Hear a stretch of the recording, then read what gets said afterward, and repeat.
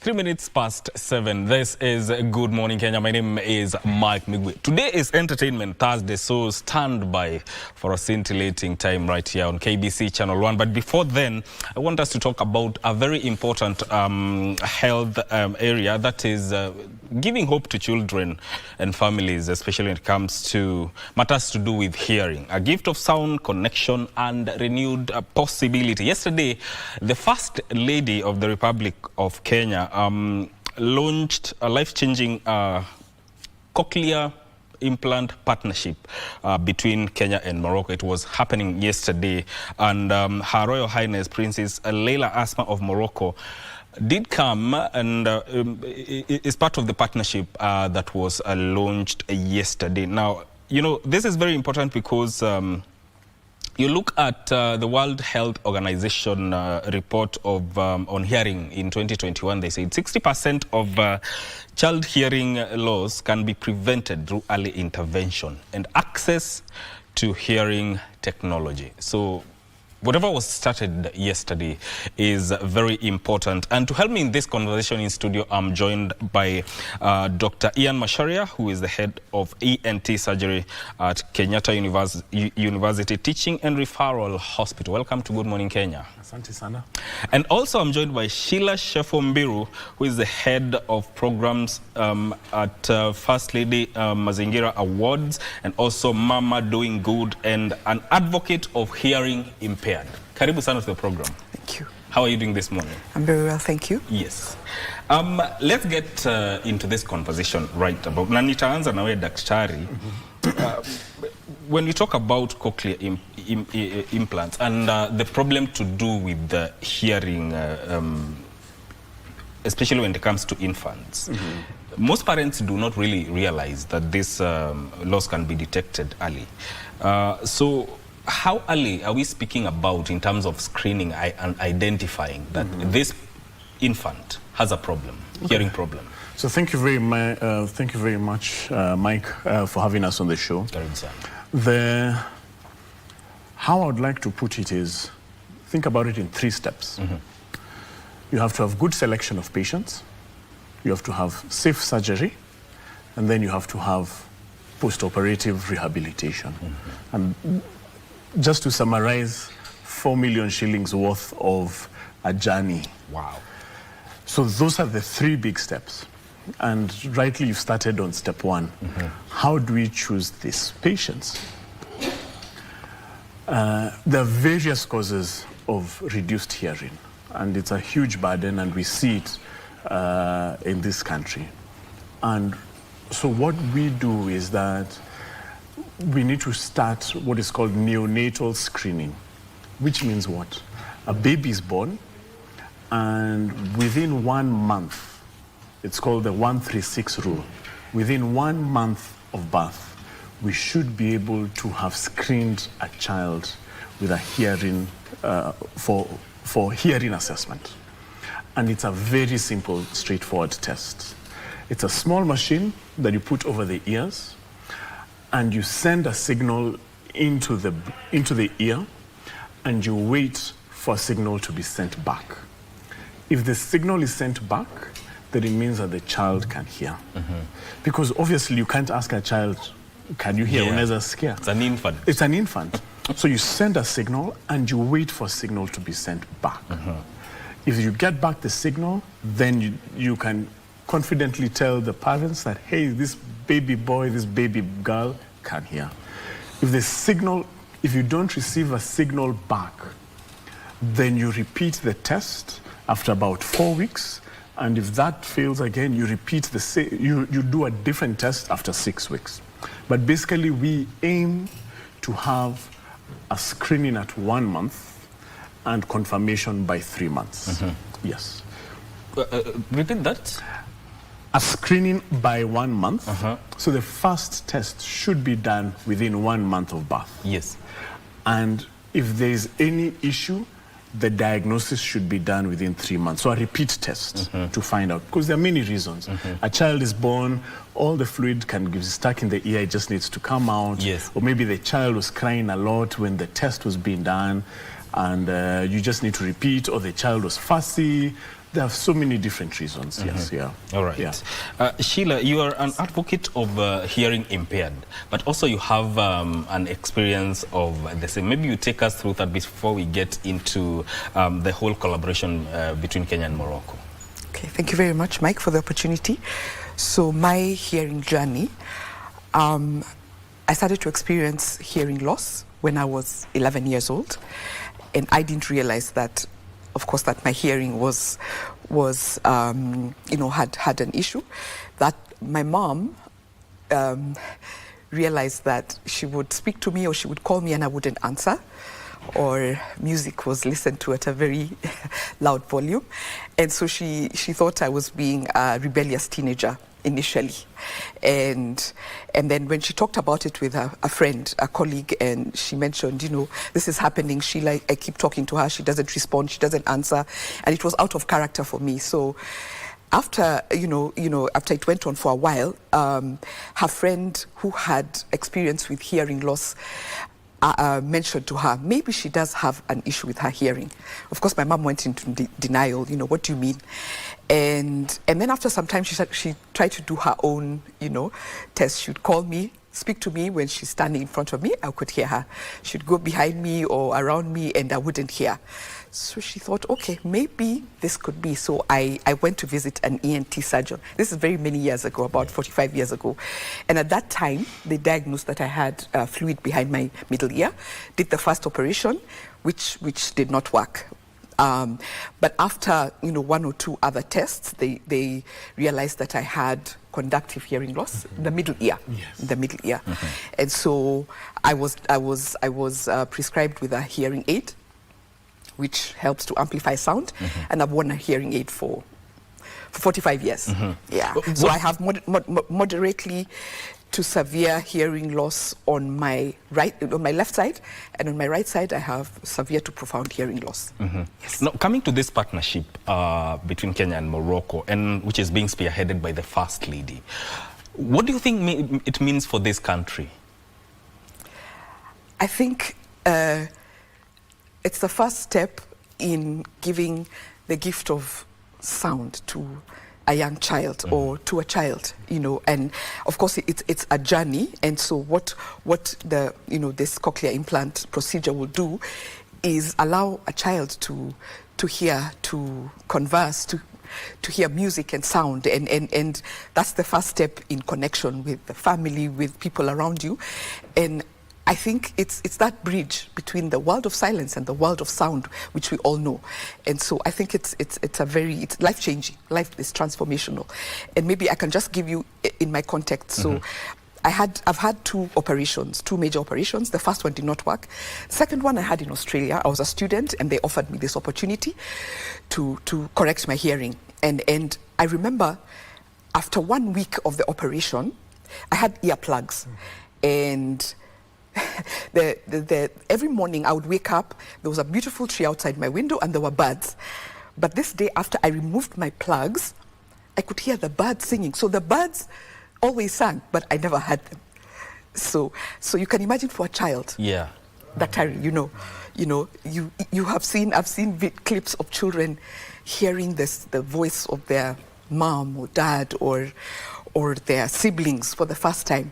It's priceless. Yeah. Daktari, does that mean that if cochlear implants are done early, they will be effective throughout? So, the answer is yes. Hearing loss, as Sheila said, there are some causes that can be fixed with surgery and others can't. The ones that can be fixed with surgery, especially a cochlear implant. So, when we look at hearing, mild hearing, moderate hearing, severe hearing loss. If you have severe hearing loss, we put in a cochlear implant. So a cochlear implant is a device you go under surgery. So take you to theater, put in a cochlear implant into your inner ear, close up, and 1 month later, switch on the cochlear implant. And then you undergo a very intense period of rehabilitation to teach you how to hear. Because you're assuming that when I have put this machine that you can hear. And as Sheila said, if you didn't know the sounds of birds before, how do you know that they're related? So after that period of rehabilitation, now you can hear. And to answer your question is that these cochlear implants actually do help those patients who have been well selected to hear. And it's fascinating because it is one of the only senses that can be lost out of the 5 that can be restored. Yeah. Sheila, do you tell us where this vision by the First Lady started? I think, you know, as a mother herself, you know, just imagining a child, you know, who is not able to hear, to speak, to communicate. And of course, with the collaboration with the Princess of Morocco Foundation, the Lala Asma, the Princess of Morocco in Morocco has been, you know, they work around providing you know, this opportunity for children who are hearing impaired. And so this collaboration will support, you know, initially this year, 100 carefully selected children, and already I think some procedures have been done this week, and then early next year we'll have more. And so the idea is to just give the gift of hearing and sound to these children, and you know, this collaboration, and we're really grateful as the Office of First Lady to the Princess of Morocco for providing this opportunity for hearing impaired children. Is there a criteria that is being used to select these children? Yes. I think that question can be well answered. Because we keep on saying carefully selected. And the reason for that is that the brain is an amazing organ. How hearing happens is that you get sound coming into your ear, and what the ear does, it changes sound energy, which is just physical compressions, to electric signals. That's what a cochlear implant does. It changes sound energy to signals that are transmitted through the nerve into the brain. And the problem is that if you can't hear, the part of your brain that accepts hearing signals loses it. It's a concept called if you don't use it, you lose it. Therefore, there's a window period where if we don't implant these children, then if we implant them as an adult, they're not going to hear, because the brain has lost that part of the brain. That part of the brain is not going to be able to interpret any sound or electrical signals. So we try as early as possible, and usually the magic number is below 6. And we do also get children between ages of 6 and 10 as well, who can still benefit from this. Maybe not as much as the younger children, but the younger the better. And usually we aim between age 2 and 6. That's the magic window, where we can implant and they can come back as able hearing. Yes. Is it even also when it comes to dealing with an adult? How is that? How does it pan out? Good question. There are 2 types of adults. There are adults who have heard before, and there are adults who've never heard before. That's how we distinguish them in the hearing world. For the adult who has heard before, let me give you an example. Yes.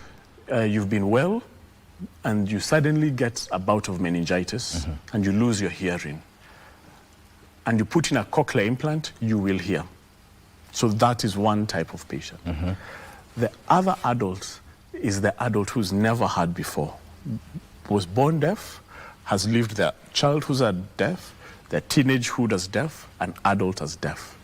That adult will not benefit from a cochlear implant, because the part of the brain that is meant to hear, unfortunately, remember that concept, if you don't use it, you lose it.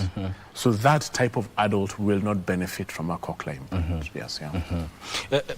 This partnership, Sheila, Is it going to also include matters to do with capacity building within the country in terms of getting our doctors getting to do those surgeries within the country? Yes, definitely. There are doctors who will collaborate with doctors from Morocco. There will be technology and knowledge transfer. Because once the operations are done, then there's going to be the post-operative care. I think the doctor will confirm that. There's going to be, once the device is fitted, there's going to be, programming of that device. There's going to be speech therapy, rehabilitation, and then I think also the parents, need support and counseling. So yes, there's going to be capacity building for the doctors, and that has already started and will continue until the program comes to an end. Looking at the cost of a cochlear implant, it amounts to millions. Now we have the Social Health Authority. What role is it coming to play in all this? I think like the doctor said, each of the cochlear implant surgery costs 4 million. The Princess of Morocco Foundation, the Lala Asma, is supporting, is going to provide 120 million.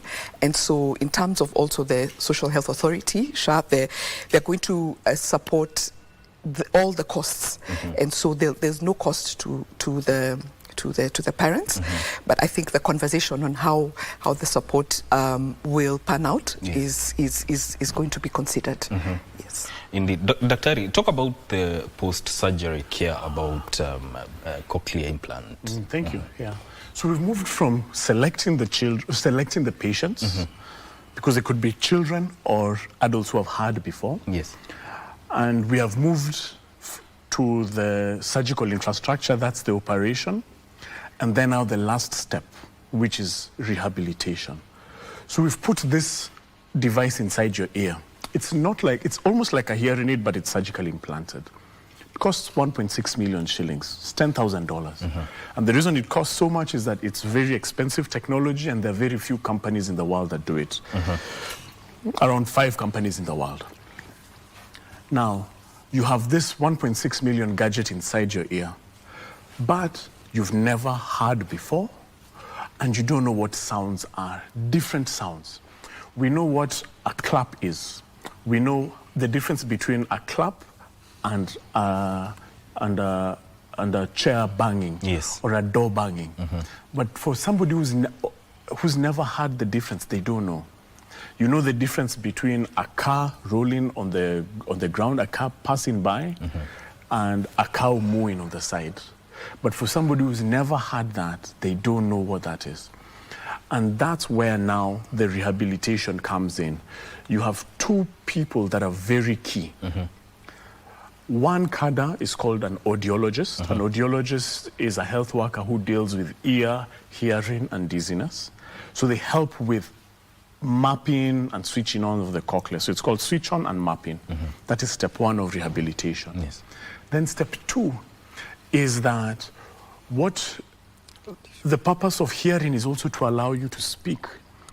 So the speech therapy helps you to speak, because you've also never heard your own voice. Can you imagine you've never heard your own voice? We talk about environmental sounds, but we forget about speech and language. So we need to teach you how to speak, and that's where now the second cadre, which are called speech and language experts. And we really want to advocate, because the speech and language experts don't have a cadre in the Ministry of Health.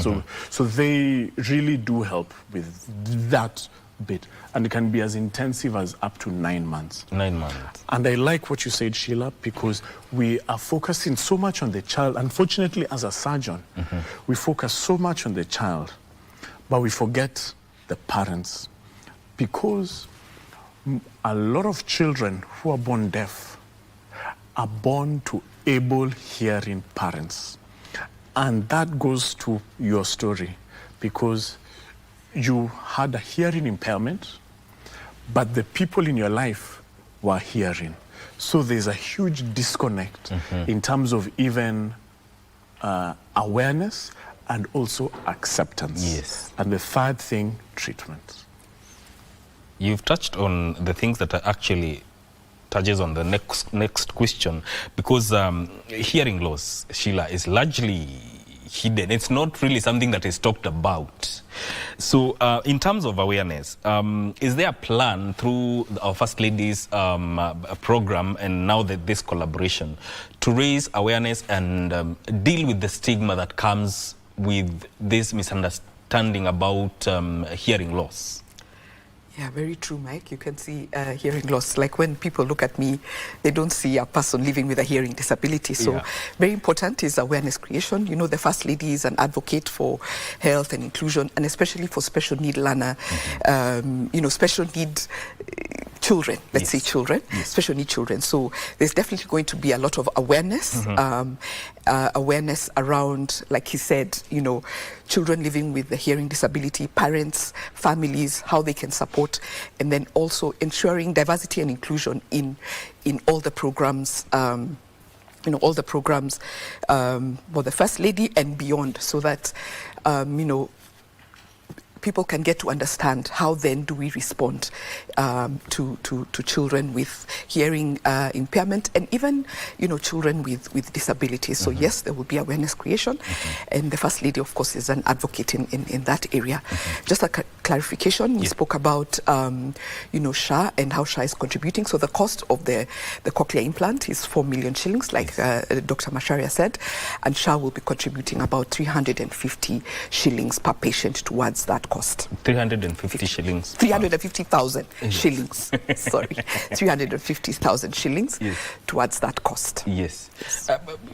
In terms of helping parents with kids with hearing loss, and those who have now undergone, let's say, cochlear surgery and implant, are they shown a way that they are supposed to provide aftercare? Because at the end of the day, you leave hospital, unaenda nyumbani. Yes. How is that dealt with?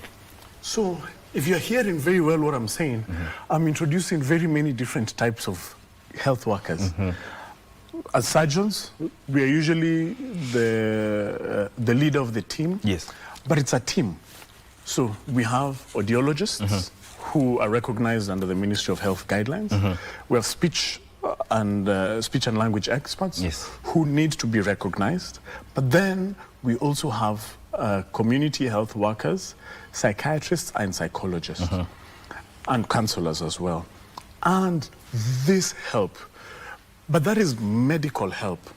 There also needs to be social support. So when you think about support, there's medical support, which we can do as healthcare workers. And usually in the team, you'll have a psychiatrist or usually not a psychiatrist, but a psychologist or a counselor to guide the parents. Because you have these hopes and dreams for this child, and those may not have materialized, and you need to now go through that help. And that's what psychologists and counselors do. But then also there's the social support that the parents also get from their community as well. So when you look at that team, that's super important. And that already has been built in the private sector. There's this cochlear implant group of Kenya, but that's largely based in the private sector. Our work in the public sector is to be able to bring this same model where we look at these 3 steps and not only focusing on the child, but also focusing on the parents as well. Because if the parents are in denial, then you know that the child is not going to get the best out of this. And you have that story from Sheila to testify that.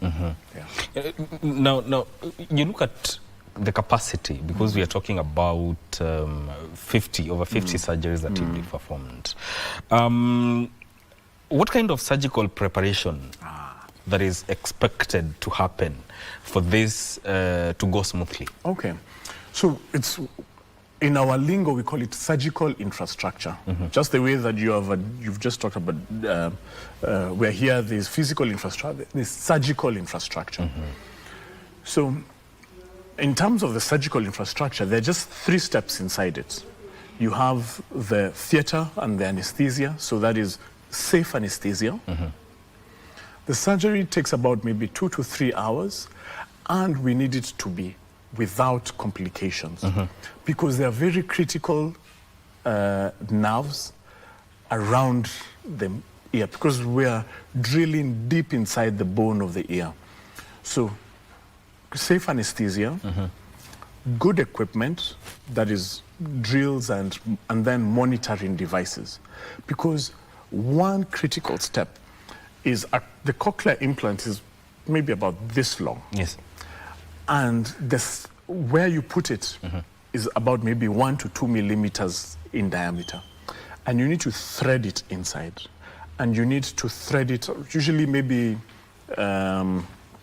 it could be up to some couple of millimeters inside. So it's very delicate surgery, and you have to know, am I in the right space? Have I gone deep enough? Because I don't want to put in this device that costs 1.6 million in the wrong space. And we don't want to put this device in the correct space and then you have an infection later, because unfortunately, the risks of surgery are you can get infection. And then we need to close up and make sure you don't get any sort of issue afterwards. So safe anesthesia, the surgical steps without any complication, and then closing up and waking up the patient. And that surgical infrastructure, what we hope is that our level 6 hospitals will be able to invest in these things, because the surgical infrastructure and the human capacity as well, these things are very possible, especially with what has been shown in KNH. They are aiming to do 50 surgeries. Yes. And I think 10 of them are also going to be done at MTRH. Yes. And for us in KU referral, our role was screening. So we want a collaboration between this level 6 hospital, because that's the work of a level 6 hospital. Okay.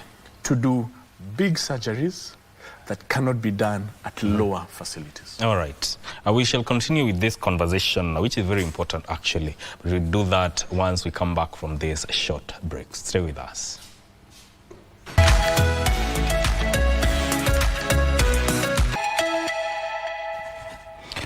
You're still watching Good Morning Kenya, and we are talking about matters to do with cochlear implants and the initiative that was launched yesterday by the First Lady, a collaboration between Kenya and Morocco. Now, Sheila, there is the First Lady's Voice of Children's initiative. Talk about its broader perspective. Okay, so first of all, let's start with the First Lady's Mama Taifa. She's a mother herself. Yes. So just looking at, focusing on protecting the rights of children, uplifting and upholding the welfare of children across Kenya. And, because whatever touches on a child also changes the trajectory of their future. In terms of Voice of Children, it's anchored around 3 broad pillars. So child provision, child protection, and child participation. And this cochlear implant, initiative is under child provision, providing for the needs of, children who are hearing impaired, and giving them the gift of hearing and speaking, like he said, and just changing their lives. You can imagine this will start a process that will completely change their lives, and just renewed possibilities, greater opportunities, and just that connection, to the rest of their loved ones and family. So as a voice, this Voice of Children is just connecting and uplifting Yes. the children of this country. And this is the first step of this program. There's another step that will happen next year. Yes, so as Dr. has said, so this week about 70 children will have the cochlear implant, and then We have another 30 who will be undergoing the procedure early next year in Morocco. So a total of 100 for this first phase. A total of 100 for this first phase. First phase, yes. Daktari, if hearing loss goes undetected, when it comes especially to an infant or unmanaged, how does it affect a child's development? It affects, number one, your speech and language. Because we say you cannot speak what you've never had. So you find that speech and language is affected, and therefore you are unable to articulate your needs, your desires, your heart's longings, and you have to now develop a new language to do that. And that's what sign language is. It's a new language. It's a language like any other, but it's a different language from what you and I do. So that's speech and language. Yes. Number two, the environment around you. You are not aware of the environment. And that now affects your ability to interact with your environment. Because how do you cross roads? How do you hear birds? How do you know that there's danger coming before you see it? But number three, it isolates you. And now I see that with the older patients. So these patients have been perfectly fine, have retired, have lived a full life, and are in their sunset years. And their hearing starts deteriorating. Because that's what happens. Your body deteriorates, and also your senses as well. Your eyesight goes down. And we have noticed that your hearing deteriorates. You are not able to interact with your community. You start getting isolated. You don't want to keep on asking people to repeat themselves. You don't want in meetings to look like you've not heard what the chairman of the meeting is saying. Or if you're the chairman of the meeting, you'll find that you strategically put the most important people on one side, the better hearing side. And you find that you become more isolated. And you know what happens with isolation? It starts, you further deteriorate. And unfortunately, we have found that it's early signs of dementia occur with increased hearing loss, especially with the elderly. Yes. And especially for the, let's say, an adult deteriorating with a deteriorating hearing, can it be salvaged? Yes. Usually there are two things that we do. For most adults, it's usually outer ear, so that is wax impaction that is getting stuck, or the inner ear. And usually for most adults, what it requires is something that we call amplification, a hearing aid, which is what I think Sheila is very familiar with. So you go to your ENT professional physician, we check, we send you for a test to assess how bad your hearing is. And if it's low and affecting your life, we prescribe a hearing aid to use, and you go back to your hearing, to your hearing self. And that puts you back from isolation to integration. And that's so important, because if we isolate our elderly people, and those have you can imagine a professor of 80 years who is unable to hear. You can imagine a politician, an MP, a pastor. They have so much knowledge, they have so much experience, but they're not able to communicate because of hearing. So that can be salvaged for most of them. Yeah, and we bring them back into society. Okay. Yeah. Sheila, in terms of sustainability of this, how long is it going to be, and how are you planning now to rope in the Ministry of Health in making sure that these services now, henceforth, or with time, will be available within public hospitals in Kenya? So first, in terms of sustainability, I think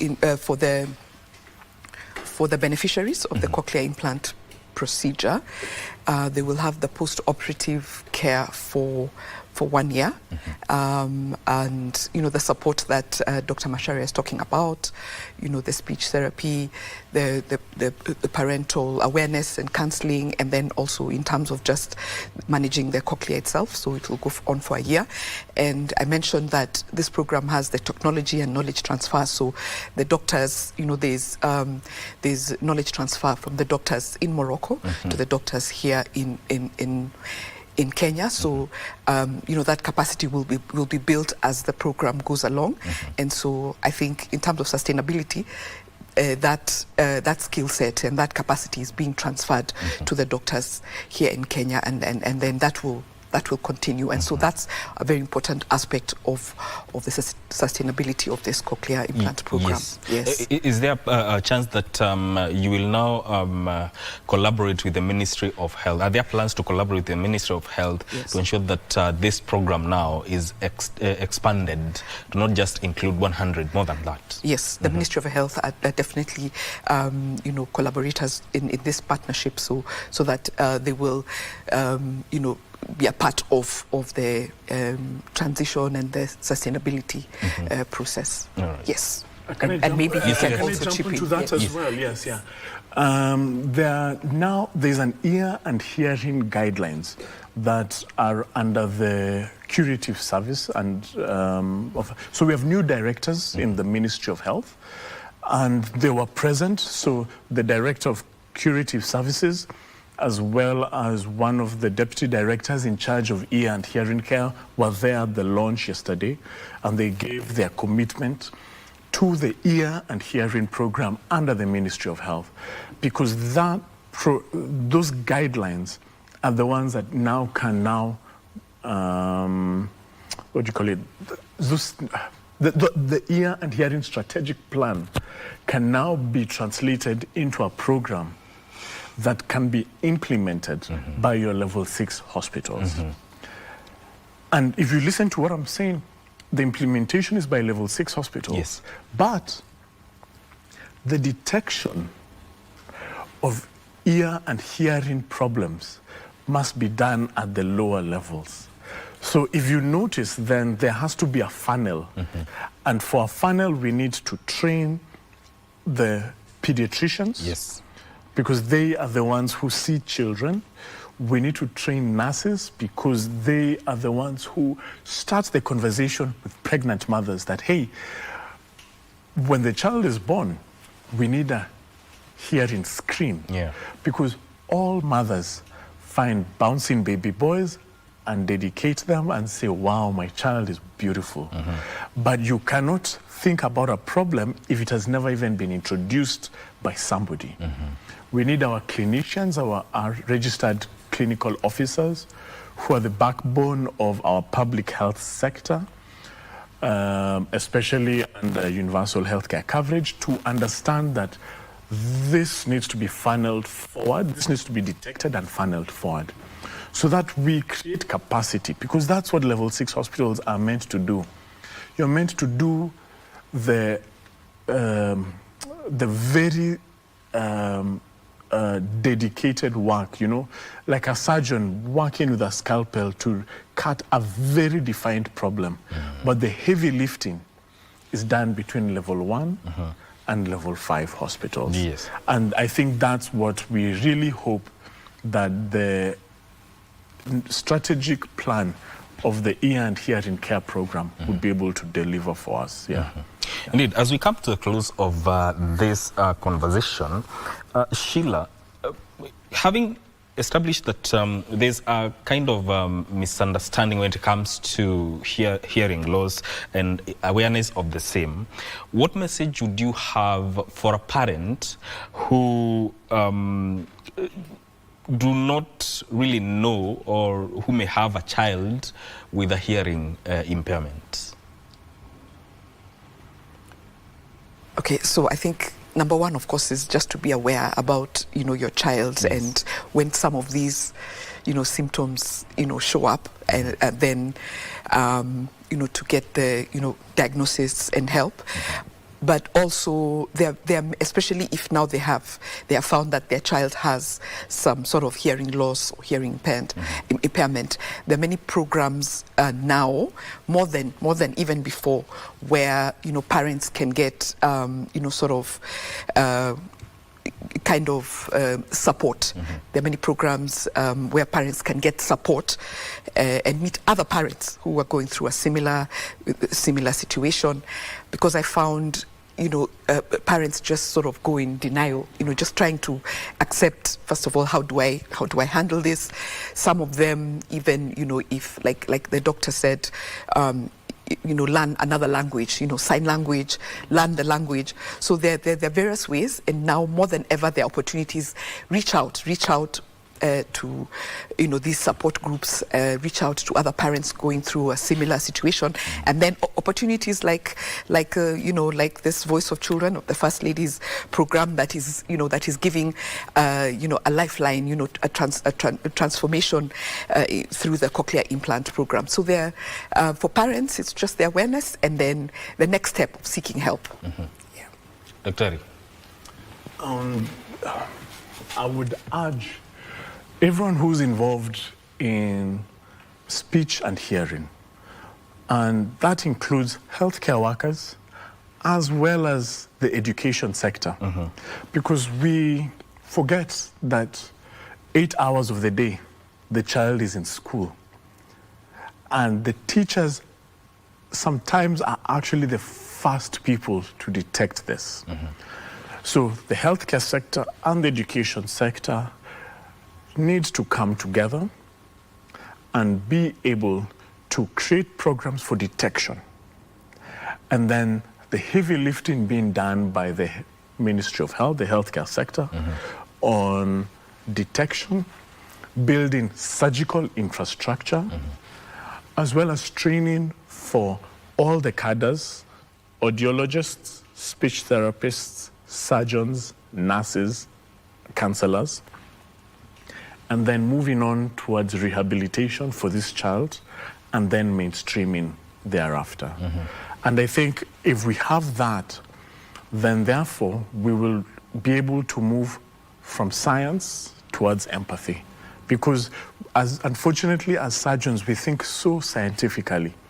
But at the end of the day, what this technology and all this knowledge that we've been given is for patients.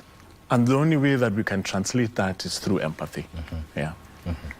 Maybe just, as a parent, for a new parent, a parent who has just, extend grace to yourself. This is a new experience. Just like, like in my case, I remember, my mom first going into denial, but, reaching out to friends and how do we walk this journey? So extend your grace, as a parent, but also, this is a new lived experience for you and your child.